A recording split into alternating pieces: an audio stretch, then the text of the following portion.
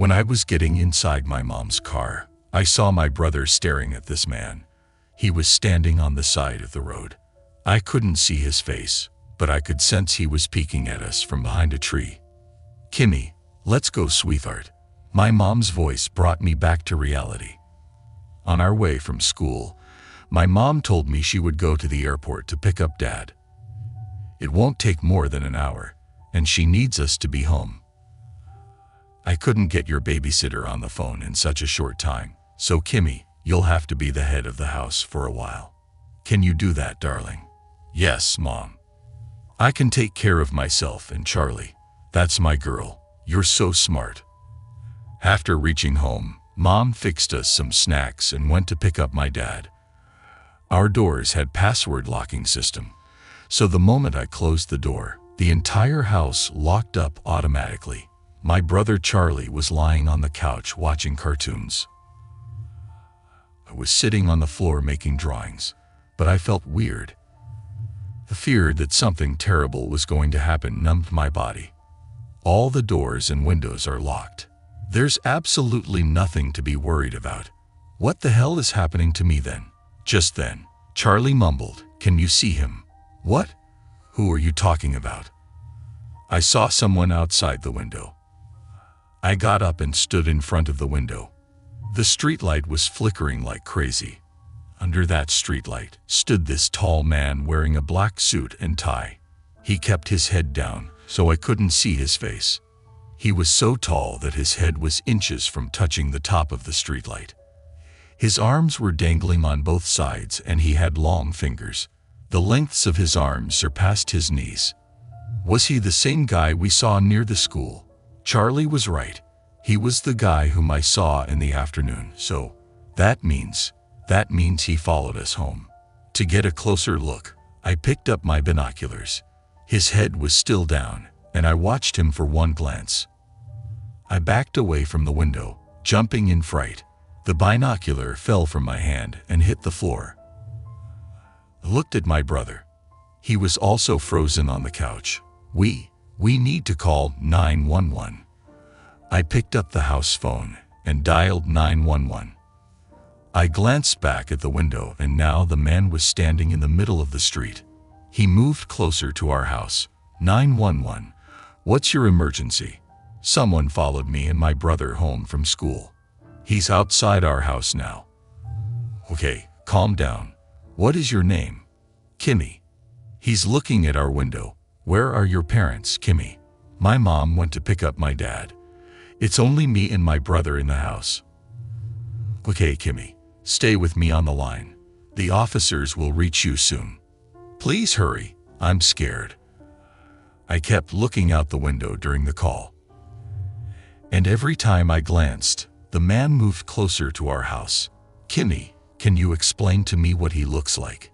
He has no face. And he's tall. Very tall. He's scaring us. Please help. Kate, what is he doing now? I looked outside the window and my heart stopped. The faceless tall man was nowhere to be seen. Did he go away? Kimmy, can you hear me? I can't see him now. I think he's hiding. Oh God. I started crying. Was only 12. My brother was 9. Charlie was sitting on the couch like a stuffed animal, not moving or saying anything. Just then, I heard knocks on the door. Kimmy, what's going on now? He's trying to get in. The knocks soon turned into violent banging. Whoever was on the other side was trying his entire force to break down our main door. The cops will be there any moment, Kimmy. Just take your brother with you and go to the bathroom. Lock the doors and don't come out till you hear. But a big rock flew at our living room window before the operator could finish. Breaking the glasses, it rolled onto the floor. Oh my God, he broke the window. I ran to my brother, who had now started crying out loud. I grabbed his hands and we both started screaming. Please, somebody. And then, I saw a hand grabbing the top of the window. The fingers were bony and huge. Slowly, A tall leg and an entire gigantic building started inserting their way into our home from that broken window. The faceless man now stood in our living room. His head was taller than our ceiling, making him stare down at us. He stretched his big arms to us and covered our faces with his palm. A feeling of dread mixed with a blurry vision took over my body. Everything in front of my eyes started to black out slowly. "Hello, Kimmy. Are you all right? Hello? Anyone there? I'm fine now. The faceless man is our friend now. He just wishes to play with us. Where is he? Don't worry, they're with me now. I'll keep them safe. Hello, sir. Don't do this. Don't harm them. No, I love children. I should get back to playing with them now."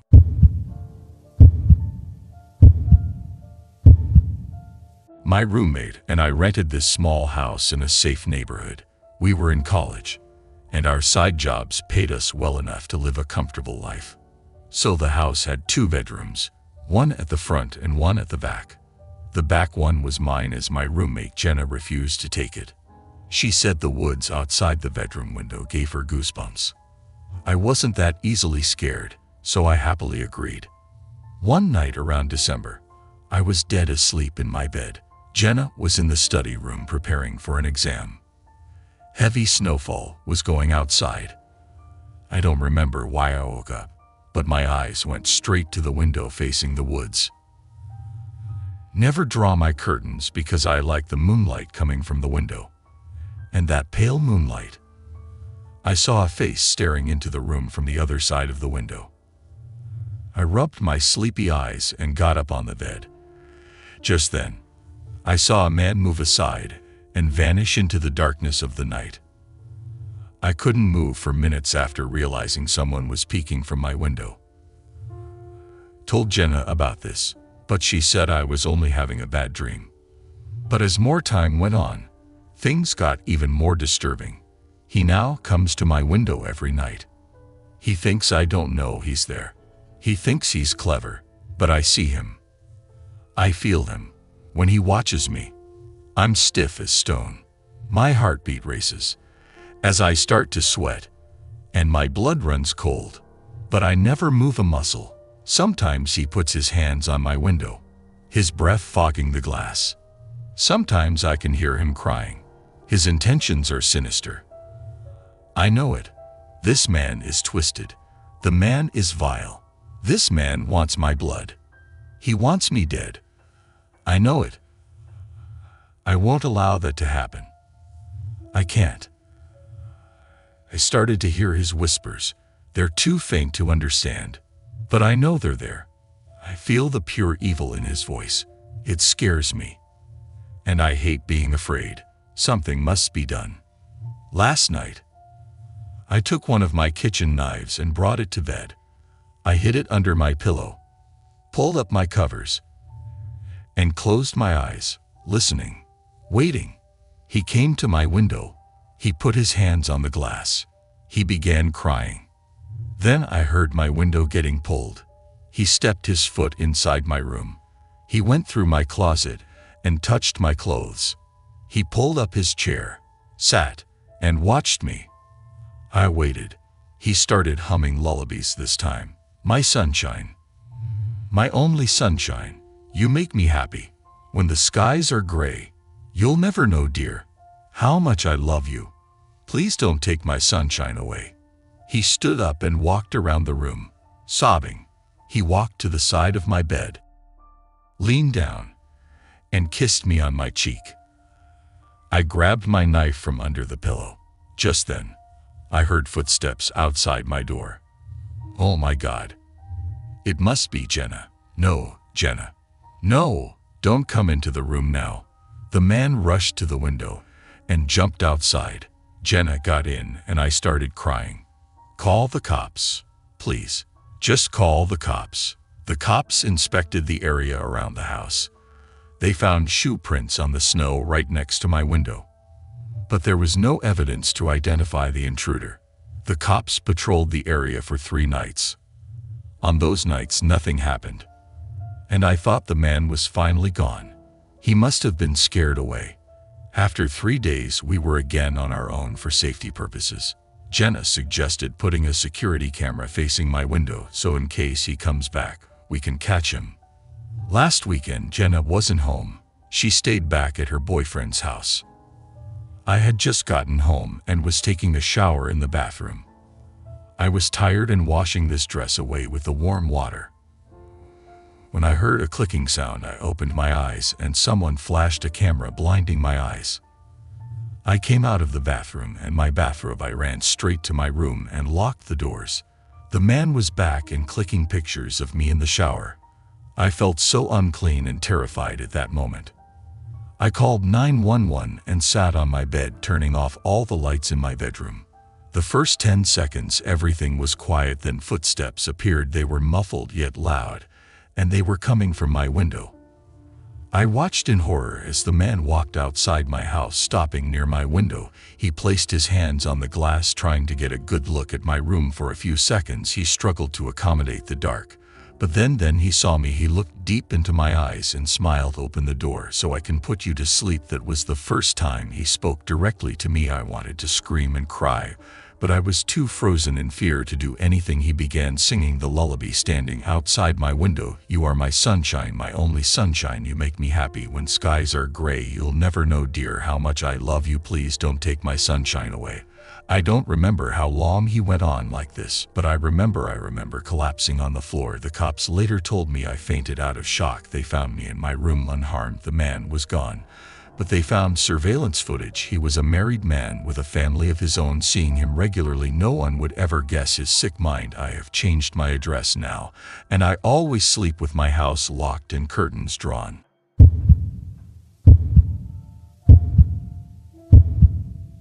But why take this to your new house?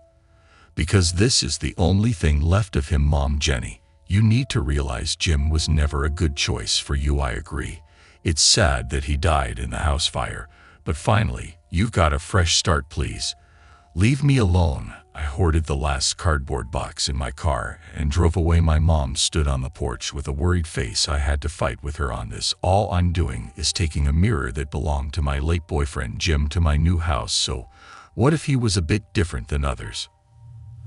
I loved him, and so he loved me too. Maybe a little too much, but that's still love, right?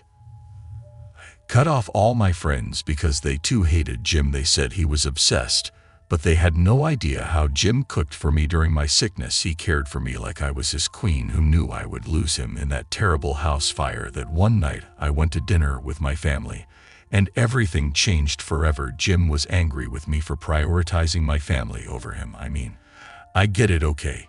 He couldn't bear it that I gave my attention to anyone other than him. Sometimes it was difficult, but I was managing. Why did he have to die? I parked my car and unloaded my luggage. I rented this house to live alone. I grabbed the mirror wrapped in paper and went straight to my bedroom. I put it right on the wall next to my bed. This is a big mirror. Jim bought it for me from a yard sale. I instantly fell in love with its intricate design, and then I went to take a shower. I was washing my head when I heard someone whisper in my ear, "Get me." I quickly opened my eyes in a panic. There was no one inside my bathroom. My heart was racing because I thought it was Jim. He used to sneak up on me during showers. That was his way of showing how he couldn't stay away from me for even a second. I calmed down and got done with my shower. Immediately coming out, my eyes went straight to the mirror. Just then, something moved away in the reflection. Suddenly my bedroom light began flickering. "Come to me." I slowly walked towards the mirror. As I stood near it, I couldn't help but notice my glowing skin. I always had acne issues, which resulted in so many spots, but now there was nothing but a shine on my cheeks. I sat down on the chair in front of the mirror. I caressed my cheeks while saying, "Wow, so beautiful." My hand automatically grabbed the hair comb, and I started brushing my hair sitting in front of that mirror.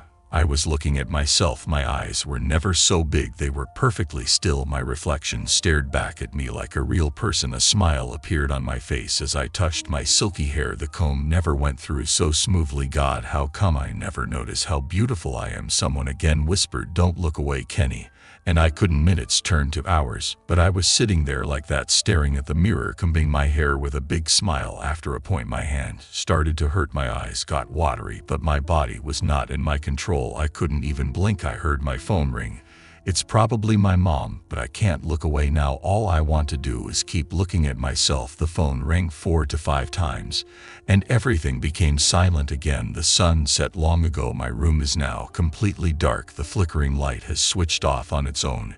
It was me brushing my hair in the dark.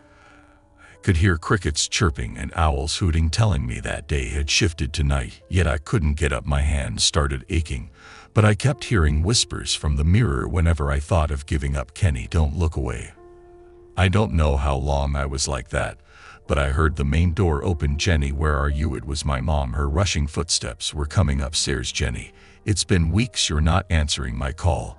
And why are you sitting in the dark? God, what is this awful smell? Jen, you're scaring me now. Jenny, are you 23-year-old Jenny Barker was found dead in her apartment this afternoon.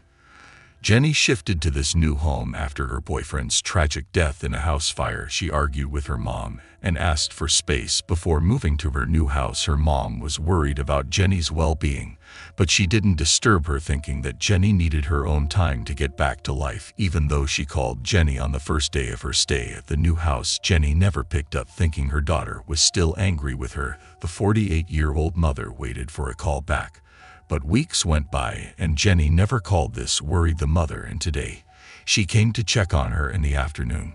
But as she stepped into her daughter's bedroom, she smelled something rotten. Switching on the lights, she met with a grisly sight. Young Jenny was gone. Her lifeless body was found sitting in front of a mirror. Jenny's mom says the mirror belonged to her late boyfriend. It was highly mysterious how Jenny died. There was not a single wound in her body. It only looked like she had died of starvation. Her body has been sent for autopsy, hoping someone can decipher the reason for Jenny Barker's death.